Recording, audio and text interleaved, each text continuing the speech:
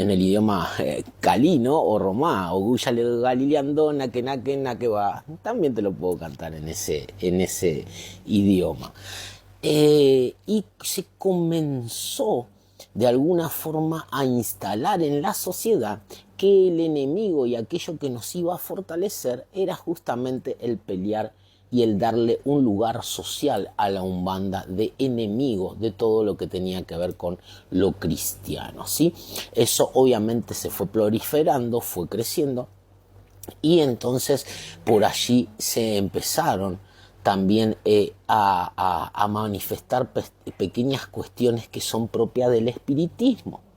Recordá que el cristianismo no es espiritista, sin embargo, en ese momento también, en el medio de ese enemigo, de esa guerra ideológica inventada por este señor Isia y compañía, también empezaron a haber manifestaciones espiritistas y comenzaron a atribuirse los cristianos evangélicos ciertos rasgos espiritistas, nada más que en vez de ser politeísta, es decir,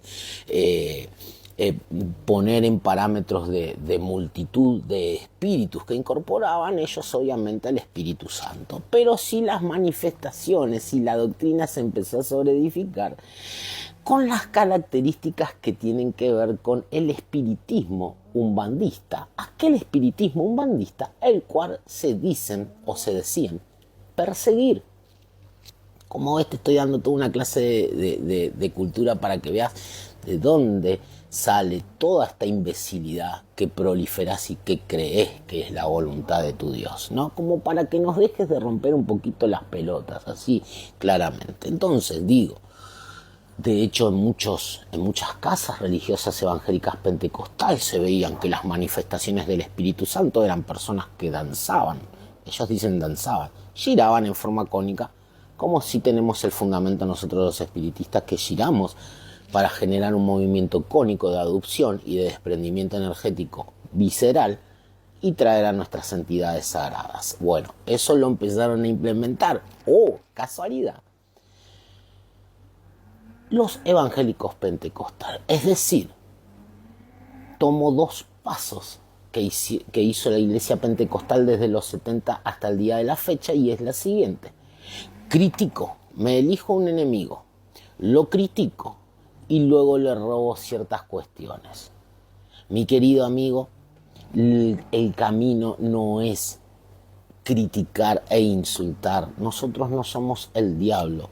El diablo creo que sos vos mismo, y te voy a explicar por qué. Dice que el pecado, el apóstol Pablo, brota primeramente de la concupiscencia. ¿Qué quiere decir eso? De la mierda interior que vos tenés. Yo creo que tenés enemigos más preocupantes que la Umbanda que atender. Por ejemplo, cuando se apaga la luz del celular o te quitas en el nombre del Señor tu corbata, el exceso de masturbación, el desvío de mirada a los genitales femeninos o masculinos opuestos que no te pertenecen, el hacerte la cabeza con la hija o los hijos del pastor, y así sucesivamente. Cuando cobras tu dinero en tu trabajo, decir que estás dando el diezmo, pero convenir con Dios que en realidad no es el 10%, sino es el 5%, y el 10 se lo da el mes que viene, porque el Señor comprende todas esas cosas.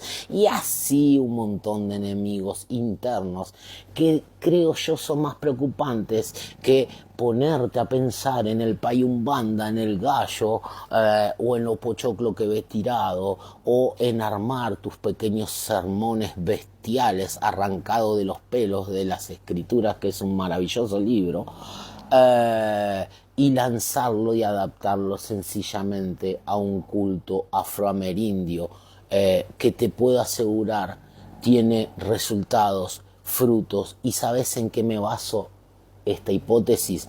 En que al menos nosotros no necesitamos enemigos para confirmar nuestra posición y nuestra calidad de religioso. Te mando un besito grande, y si querés